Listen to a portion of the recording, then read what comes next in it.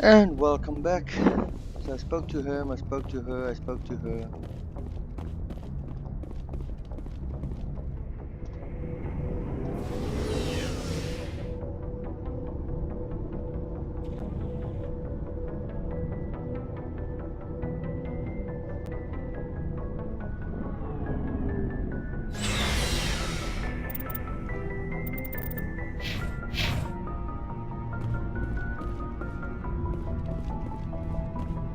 So, we've got Saren on the run. It won't be long now.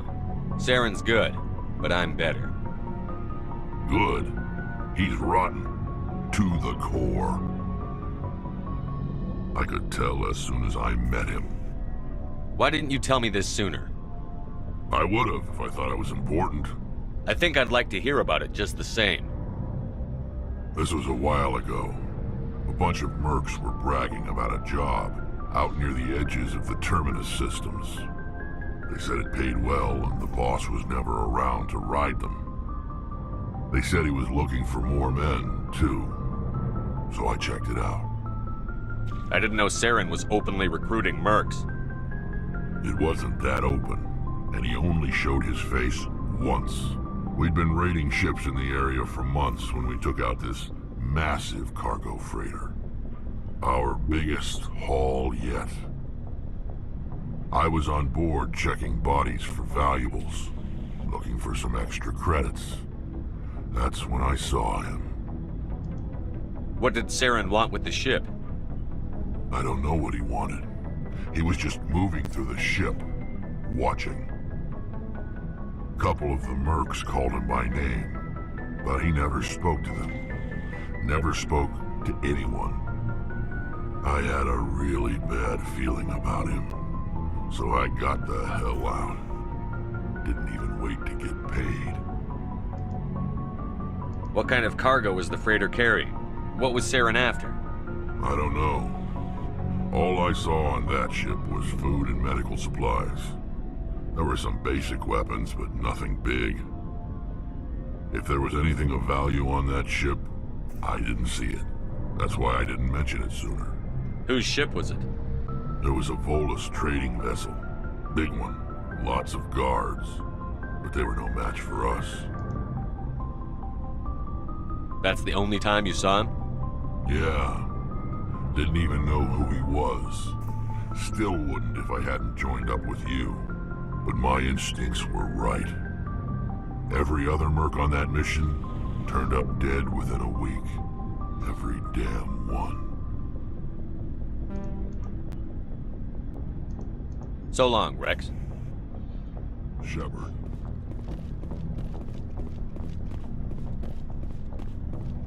Commander, how are you? Why did you want to be a C-Sec officer in the first place? That's a good question. There were several reasons, I guess. Like what? Probably the same as most officers. I wanted to fight injustice, wanted to help people. I guess my father had something to do with it too. He was C-Sec, one of the best. I grew up hearing about his accomplishments or seeing his picture on the vids after a big arrest. He's taking my resignation pretty hard. That's tough, but you'd think he'd be impressed you're going after Saren. My father's a C-Sec man to the bone. Do things right or don't do them at all, he says. He thinks I'm being too rash, too impatient. He's worried I'll become just like Saren. He actually talked me out of becoming a Spectre when I was younger, for the same reasons. You were asked to be a Spectre? Well, I was targeted as a possible Spectre candidate. Me and about 1,000 other Turian military recruits. I could have received special training, but my father didn't like it. He despises the Spectres. He hates the idea of someone having unlimited power with no accountability. He wouldn't like you, Commander. No offense. I suppose I can understand his concern. You can. But Saren's not going to play by our rules, C-Sec's rules. If you want to nail Saren, you need to send someone who isn't restricted by policies and procedures. Just because you can break the rules doesn't mean you should. I don't need to stoop to Saren's level to stop him. And neither do you, Garrus. I see what you mean, but I'll think about it. Thanks, Commander. Commander, you have a minute to talk? I keep an open door policy. If you have any concerns, lay them on me. All right. I know things are different aboard the Normandy, but I'm concerned about the aliens, Vicarian and Rex. With all due respect, Commander, should they have full access to the ship?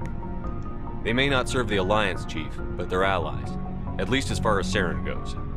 This is the most advanced ship in the Alliance Navy. I don't think we should give them free rein to poke around the vital systems. Engines, sensors, weapons. You don't trust the Alliance's allies? I'm not sure I'd call the Council races allies. We, humanity, have to learn to rely on ourselves.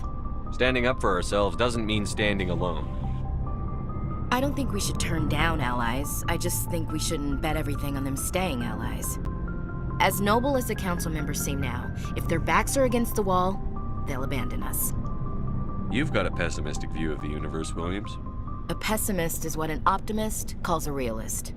Look, if you're fighting a bear and the only way for you to survive is to sick your dog on it and run, you'll do it. As much as you love your dog, it isn't human. It's not racism, not really. Members of their species will always be more important to them than humans are. These seem like deeply held beliefs, Williams. What made you think this way? My family's defended the Alliance since it was founded. My father, grandfather, great-grandmother, they all picked up a rifle and swore the oath of service. I guess we just tend to think of Earth's interests as our own. All right. I can see where your concerns are coming from, Williams. But this is a multilateral mission. You're going to have to work with aliens, like it or not. It won't be a problem, Commander. You say jump, I say how high. You tell me to kiss a Turian, I'll ask which cheek. Would you kiss anyone I ordered you to? That depends, sir. If you ordered me to kiss a superior officer, that would be a violation of the regs concerning fraternization. That would make it an illegal order. I'd be required to decline and relieve you of command. Sir. What's your opinion on the last mission? Not sure I buy Dr. Tassoni's story about her and her mom not talking. They're family, right? I'm not sure I believe it either. It's better to have her where we can see her. That makes sense. Too bad those ruins got destroyed. They lasted thousands of years. That's impressive. We'll talk later, Williams. Looking forward to it, sir.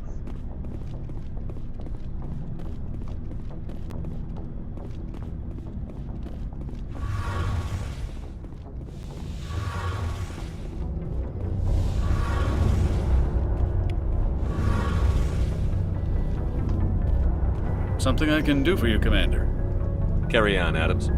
Aye, aye, Commander. Oh, hello, Shepard. Are you okay? I don't know. Your ship is amazing, and your crew's been really great to me, especially your chief engineer. But I just sort of feel out of place. The Normandy runs so smooth, it feels like we're not even moving. And the engines are so quiet. How do you sleep at night?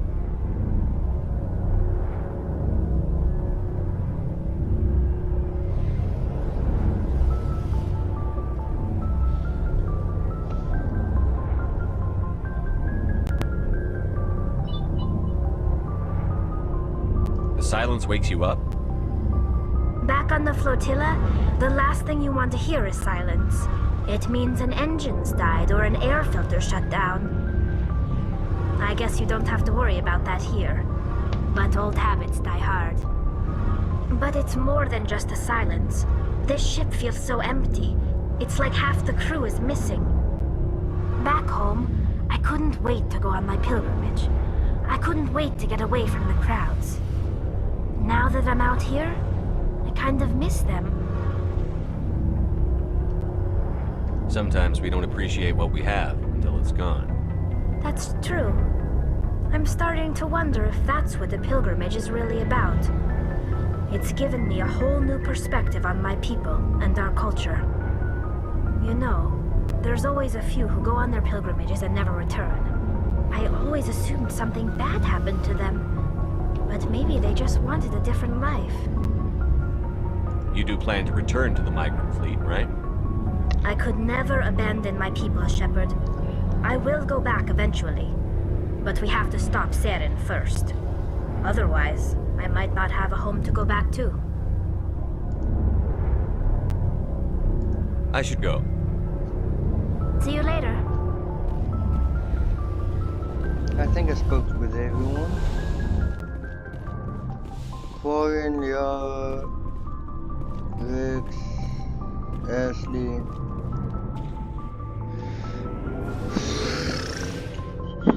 Caden.